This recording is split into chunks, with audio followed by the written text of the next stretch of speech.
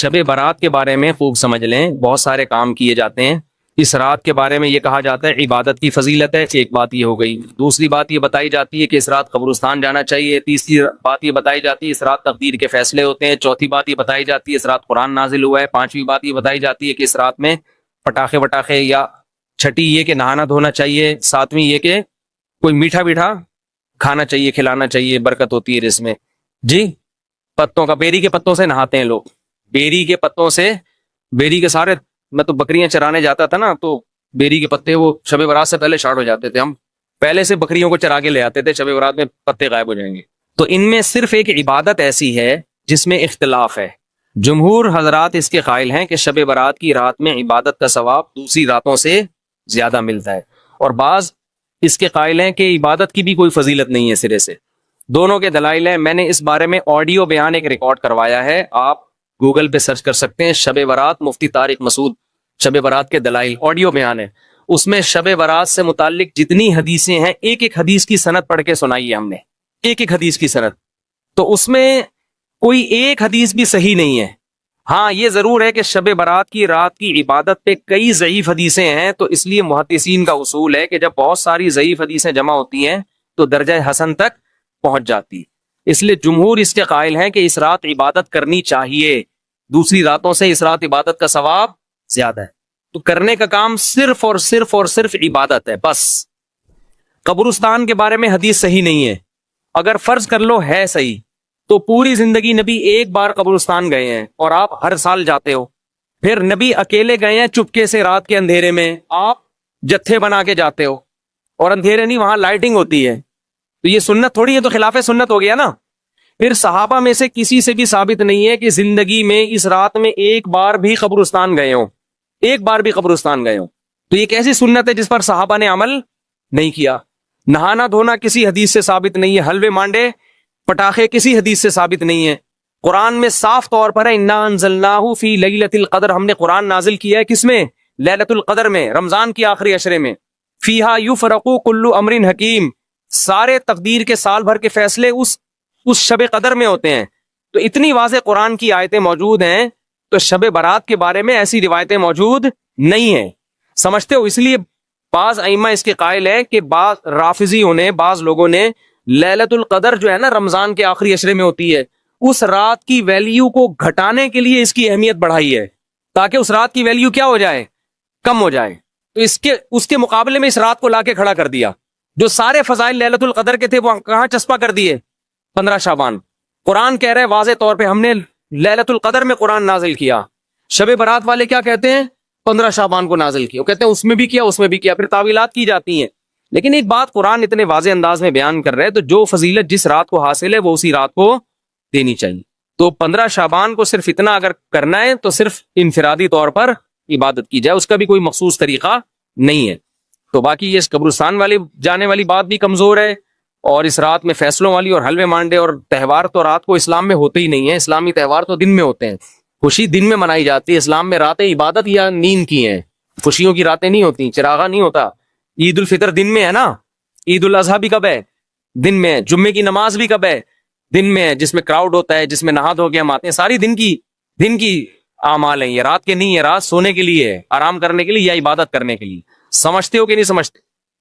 صلاۃ و تسبیح کی جماعت بھی بدعت ہے، پڑھنی ہے انفرادی طور پہ پڑھیں، ٹھیک ہے؟ جماعت صلاۃ و تسبیح کی جائز نہیں ہے۔ تو یہ اور پتہ نہیں کیا کیا لوگ کر رہے ہیں شب برات میں، انٹرٹینمنٹ کا ذریعہ بنایا ہے، تفریح۔ 15 شعبان کی جو رات ہے اور 15 شعبان کا روزہ، اس کے حوالے سے بہت زیادہ لوگ سوال پوچھ رہے ہیں، تو میں نے ارادہ کیا میں ایک کلپ ریکارڈ کروا دوں۔ اس میں جو بھی میری ٹوٹی پھوٹی تحقیق ہے، جو میں نے احادیث دیکھی اس بارے میں، اور جو علماء کے اقوال دیکھے، اور جتنا میں اس کی ریسرچ کر سکا ہوں، اس کا ایک خلاصہ آپ کے سامنے رکھ دوں۔ اگر میں وہ تمام احادیث آپ کو پڑھ کے سناؤں، پھر ایک ایک کی سند پڑھوں، پھر ایک ایک کی سند پہ بحث کروں، تو وہ بات بہت ہو جائے گی لمبی، اور کلپ بہت طویل ہو جائے گا۔ تو ایک خلاصے کے طور پر پوری جو ایک تحقیق ہے وہ میں آپ کے سامنے رکھنا چاہتا ہوں۔ تو 15 شعبان کی جو رات ہے، جس کو شب برات کہا جاتا ہے، اس کا نام شب برات کسی بھی حدیث سے ثابت نہیں ہے، اس لیے عرب اس کو اکثر لیلۃ النصف من شعبان کہتے ہیں، کہ شعبان کے جو نصف ہے اس کی رات۔ خیر اس کا نام شب برات ہو، اگر اس وجہ سے برات کے اس میں اللہ تعالیٰ کہا جاتا ہے کہ جہنم سے بری کر دیتے ہیں، تو اس وجہ سے کسی نے نام دے دیا ہو تو ایک الگ بات ہے. لیکن اس رات میں ہوتا کیا کیا ہے، لوگ کیا کیا کر رہے ہیں، اس کی کیا شرعی حیثیت ہے، تو میں نمبر وار انشاءاللہ اس کو تفصیل سے بیان کروں گا. کچھ چیزیں تو ایسی ہیں جو بالکل ہی غیر ثابت ہیں. ان میں اس رات میں مٹھائی، حلوہ یا مختلف قسم کے حلوے پکا کے لوگوں میں بانٹنا، اور اس رات میں نہا دھو کے تیار ہونا، یہ اچھے کپڑے پہننا، ان دو چیزوں کو پہلے میں انشاءاللہ بیان کروں گا. دیکھیے اسلام میں راتوں کے تہوار کا کوئی تصور نہیں ہے. اسلام میں جتنے بھی تہوار ہیں وہ دن کی روشنی میں ہیں. عید الفطر، عید الاضحیٰ، یہ ہمارے دو تہوار ہیں جس میں ہم سیلیبریٹ کرتے ہیں ایک دوسرے کو، یہ دن کی روشنی میں ہمیں بتائے گئے ہیں. غیر مسلموں کے تہوار رات کو ہوتے ہیں، جیسے عیسائیوں کے تہوار کرسمس آپ دیکھیں رات کو ہوتا ہے. تو اس کی وجہ یہ ہے کہ اسلام نے دن کی روشنی میں تہوار رکھے ہیں. بہت ساری حکمتیں اس میں ہو سکتی ہیں، پوری حکمتیں تو ہم نہیں جانتے، لیکن کچھ سرسری غور سے کچھ حکمتیں ہمارے سامنے آتی ہیں کہ رات کا وقت ایسی چیز ہے جو اللہ نے عبادت کے لیے بنایا یا آرام کرنے کے لیے، سونے کے لیے بنایا. رات میں اگر آپ سیلیبریٹ کریں گے کسی بھی عمل، یعنی کوئی خوشی منائیں گے، تو اس میں انسان کی گناہوں کی طرف توجہ زیادہ جاتی ہے. جیسے آپ دیکھیں کرسمس میں شرابیں پی جاتی ہیں، اور جو بھی غیر مسلموں کے تہوار ہیں اس میں بھی چراغاں ہوتا ہے رات کے وقت. تو جبکہ ہمارے ہاں جو عید الفطر ہے وہ دن کی روشنی میں ہم نماز پڑھ کے اس کی ابتدا کرتے ہیں. تو آپ کہہ سکتے ہیں کہ شب برات کو کوئی تہوار تو نہیں مانتا. تو دیکھیں تہوار زبان سے ماننا ضروری نہیں ہے. آپ اپنے عمل سے جب کوئی ایسا کام کرتے ہیں جو تہواروں میں کیا جاتا ہے، تو اس کا مطلب یہ ہوا کہ آپ اس کو تہوار مان رہے ہیں، یعنی آپ اس کو ایک خوشی کا دن مان رہے ہیں. تو نہانا دھونا یا کھانے پکا کے لوگوں میں تقسیم کرنا یا خود کھانا، اور خاص طور پہ حلوہ یعنی میٹھا، یہ چیزیں تہواروں کے موقع پر ہوتی ہیں. جیسے ہم عید الفطر والے دن صبح سوئیاں بناتے ہیں، میٹھا بناتے ہیں، کھاتے ہیں، لوگوں کو کھلاتے ہیں، نہاتے ہیں، اچھے کپڑے پہنتے ہیں. جمعے والے دن بھی، جمعے میں بھی عید کا عنصر ہے حدیث میں، اس کو بھی عید قرار دیا، اس دن بھی ہم نہا دھو کے کپڑے پہنتے ہیں. تو جو لوگ 15 شعبان کی رات کو نہاتے دھوتے ہیں، اسپیشلی اس رات کو کہ بھئی آج کوئی تہوار ہے یا آج کوئی خوشی کا دن ہے، اور مٹھائیاں کھاتے ہیں یا حلوے پکاتے ہیں، تو وہ زبان سے اس کو تہوار نہ بھی کہیں، اپنے عمل سے یہ بتاتے ہیں کہ یہ تہوار ہے، جبکہ یہ تہوار نہیں ہے. اسلام میں کوئی اس کی ایک ضعیف روایت بھی نہیں ہے کہ آپ صلی اللہ علیہ وسلم نے، میرے علم میں نہیں ہے، کم از کم ہو سکتا ہے کوئی موضوع من گھڑت روایت موجود ہو جس میں کوئی کہیں بھی نہیں ہے کہ آپ صلی اللہ علیہ وسلم نے اس رات کو ہمیں نہانے کا حکم دیا ہو، یا اچھے کپڑے پہننے کا حکم دیا ہو، یا کھانے پینے کا یا حلوے کھلانے کا، ہمیں حلوے مانڈے کا ہمیں حکم دیا ہو. تو اللہ کا واسطہ یہ بدعت ہے، اس کو ختم کریں اپنے معاشرے سے. اور اسلام میں تہوار کا ٹائم دن میں ہوتا ہے. عید الفطر، عید الاضحیٰ ہے جس میں ہم دن میں قربانی کرتے ہیں اور کھاتے ہیں، پیتے ہیں، نہاتے ہیں، دھوتے ہیں. راتوں کے یہ کام نہیں ہے، رات کو آپ سوئیں یا عبادت کریں. تو ایک چیز تو یہ تھی جو میں بتانا چاہ رہا تھا. دوسری چیز، اس رات کو قبرستان جانا. دیکھیے اس بارے میں حدیث پیش کی جاتی ہے، مشہور حدیث ہے، لوگ سنتے رہتے ہیں کہ نبی صلی اللہ علیہ وسلم رات کو اٹھے، اور امی عائشہ رضی اللہ تعالیٰ عنہ بھی آپ کے پیچھے چلی گئیں، اور آپ صلی اللہ علیہ وسلم جنت البقیع میں مغفرت کی دعا مانگ کے تشریف لے آئے واپس. تو یہ حدیث انتہائی درجے کی ضعیف حدیث ہے. اور ایک تو ضعیف حدیث ہے، دوسری بات یہ کہ اگر ہم تھوڑی دیر کے لیے فرض کر لیں یہ صحیح حدیث ہے، اور ہم کہتے ہیں کہ بھئی نبی صلی اللہ علیہ وسلم نے یہ عمل کیا ہے، تو صحابہ میں سے کسی سے ضعیف حدیث سے بھی ثابت نہیں ہے کہ کوئی اس رات قبرستان گئے ہوں. حضرت ابو بکر کے بارے میں کوئی روایت نہیں ملتی کہ اس رات قبرستان گئے ہوں، حضرت عمر کے بارے میں کوئی روایت نہیں ملتی، یہ کسی ایک صحابی کے بارے میں نہیں. تو آپ مجھے بتائیں کہ یہ کیسی سنت ہے کہ جو صحابہ کی سمجھ میں نہیں آئی اور ہماری سمجھ میں آ گئی ہے. تو مشرکین مکہ یہ کہا کرتے تھے لو کان خیرن ما سبقونا الیہ، قرآن مجید کی آیت ہے کہ اگر یہ اسلام میں کوئی خیر ہوتی تو یہ صحابہ ہم سے پہل نہ کرتے. یہ صحابہ نے ہم سے پہل کیا ہے، اس کا مطلب ہے یہ اسلام خیر کا کام نہیں ہے. تو مشرکین کو صحابہ سے چونکہ نفرت تھی، اس لیے کہتے تھے کہ یہ چونکہ اسلام کو فالو کر رہے ہیں تو یہ اس کی علامت ہے کہ اسلام خیر نہیں ہے، کیونکہ خیر میں تو ہم صحابہ سے آگے ہوتے ہیں، اپنے بارے میں ان کا یہ اس خوش فہمی میں مبتلا تھے وہ. لیکن ہماری رائے کیا ہے؟ ہم یہ کہتے ہیں کہ لو کان خیرن لسبقونا الیہ. وہ کہتے تھے لا سبقونا، ہم کہتے ہیں لسبقونا. کہ اگر کوئی بھی خیر کا کام ہے تو صحابہ ہم سے ضرور اس میں پہل کریں گے. یہ ہو نہیں سکتا کہ خیر کا کام ہم کریں اور صحابہ نے نہ کیا ہو. تو اسی طرح میں یہ عرض کرتا ہوں کہ دیکھیں اگر قبرستان جانا اس رات میں سنت عمل ہوتا تو صحابہ یقیناً جایا کرتے. کوئی ایک صحابی تو گیا ہو. یہ کیسی بات ہے جو صحابہ کی سمجھ میں نہیں آئی اور ہماری سمجھ میں آ رہی ہے اور ہم قبرستان جا رہے ہیں اس رات کو. چلیں اگلا اسٹیپ تھوڑی دیر کے لیے فرض کر لیتے ہیں کہ نبی صلی اللہ علیہ وسلم جو ایک رات قبرستان گئے، فرض کر لیں وہ حدیث بھی صحیح ہے.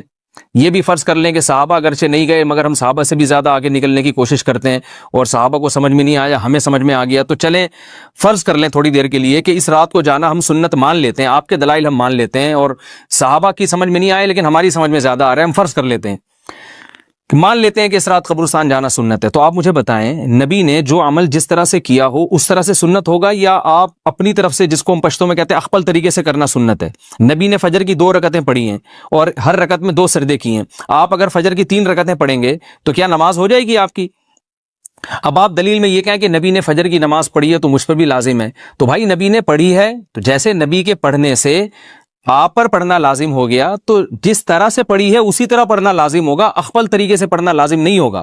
تو اسی طرح یاد رکھیں، فرض کر لیں کہ نبی قبرستان گئے ہیں اور یہ قبرستان جانا سنت ہے تو نبی کس طرح گئے ہیں اور کتنی دفعہ گئے ہیں؟ نبی رات کو چپکے سے اٹھ کے گئے ہیں، کوئی کسی کو آپ نے جمع نہیں کیا، کسی کو بتایا تک نہیں، جو اس حدیث سے پتہ چل رہا ہے ہمیں، اگرچہ یہ ضعیف حدیث ہے لیکن فرض کر لیں یہ صحیح ہے. تو کہیں پتہ بھی نہیں چل رہا، چپکے سے قبرستان گئے اور چپکے سے واپس آئے اور پوری زندگی میں ایک دفعہ گئے. جبکہ ہمارے ہاں ہر سال قبرستان میں لوگ جا رہے ہیں، جب بھی شب برات آتی ہے لوگ قبرستان جاتے ہیں ہر سال. نبی ایک دفعہ گئے اور آپ ہر سال جا رہے ہیں. نمبر 2، جاتے جتھوں کی شکل میں، نبی تو چپکے سے گئے ہیں.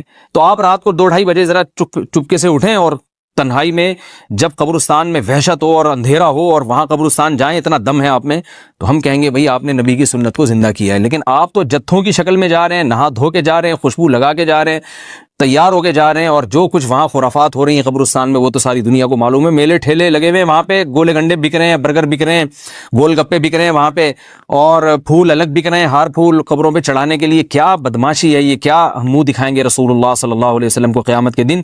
آپ کے سامنے کیا وہ حدیث نہیں ہے کہ نبی صلی اللہ علیہ وسلم نے فرمایا کہ روایت میں آتا ہے کہ کچھ لوگ قرب میدان حشر میں آئیں گے تو ان کے چہرے ایسے ہوں گے جیسے میری امت کے چہرے ہوتے ہیں، میری امت کی شکل ہوتی ہے. حدیث کا مفہوم میں بیان کر رہا ہوں. تو جب وہ حوض کوثر کا پانی پینے کے لیے میرے پاس آئیں گے تو فرشتے ان کو بھگائیں گے، سحقن سحقن. تو آپ صلی اللہ علیہ وسلم پوچھیں گے یہ تو میری امت ہے، آپ تو فرشتے کیا کہیں گے کہ یہ آپ کی وہ امت ہے جنہوں نے آپ کے دنیا سے جانے کے بعد دین میں ایسی چیزیں ایجاد کر لی تھی جن کا آپ نے حکم نہیں دیا. تو آپ کیا فرمائیں گے؟ سحقن سحقن، دور کرو ان سے. تو ایسا نہ ہو کہ ہم قیامت کے دن رسول اللہ صلی اللہ علیہ وسلم کی شفاعت سے محروم ہو جائیں. تو اللہ کا واسطہ قبرستان مت جائیں اس رات، گھر میں بیٹھیں آرام سے، یہیں بیٹھ کے میت کے لیے مغفرت کی دعا کریں. اور اگر آپ سمجھتے ہیں نہیں یہ حدیث بالکل صحیح ہے اور جانا لازمی ہے تو پھر تنہائی میں جائیں، ایسے قبرستان کا انتخاب کریں جہاں آپ کے علاوہ کوئی بھی نہ ہو، اور پھر چپکے سے جائیں اور پتلی گلی سے واپس آ جائیں. آپ اگرچہ ہم تو اس کو بھی نہیں مانتے لیکن اگر کرنا ہے تو پھر اس طریقے سے عمل کریں اگر آپ حدیث کو فالو کرنا چاہتے ہیں آپ اپنے خیال کے مطابق. تو یہ 2 باتیں ہو گئی. ایک تیسری چیز کیا ہے؟ کیا قرآن اس رات میں نازل ہوا ہے اور تقدیر کے فیصلے اس رات میں ہوتے ہیں؟ دیکھیے قرآن میں 2 جگہ اللہ نے اس مضمون کو بہت وضاحت سے بیان کیا. ایک سورہ دخان میں انا انزلناہ فی لیلۃ مبارکہ کہ ہم نے اس کو مبارک رات میں نازل کیا، اور اللہ نے فرمایا فیہا یفرق کل امر حکیم، اس میں حکمت والے فیصلے ہوتے ہیں اس رات میں. دوسری جگہ 30ویں پارے میں سورہ قدر میں اللہ نے فرمایا انا انزلناہ فی لیلۃ القدر، ہم نے اس قرآن کو لیلۃ القدر میں نازل کیا. اور اس میں بھی اللہ نے فرمایا تنزل الملائکۃ فیہا کہ فرشتے اس رات میں اترتے ہیں باذن ربہم من کل امر، تمام قسم کے معاملات لے کے. تو یہاں بھی اللہ بتا رہے ہیں کہ جو 1 سال کے فیصلے جس رات میں ہوتے ہیں اور فرشتوں کے حوالے کیے جاتے ہیں وہ رات اور قرآن کے نازل ہونے والی رات ایک ہی ہے، یہ الگ الگ راتیں نہیں ہیں.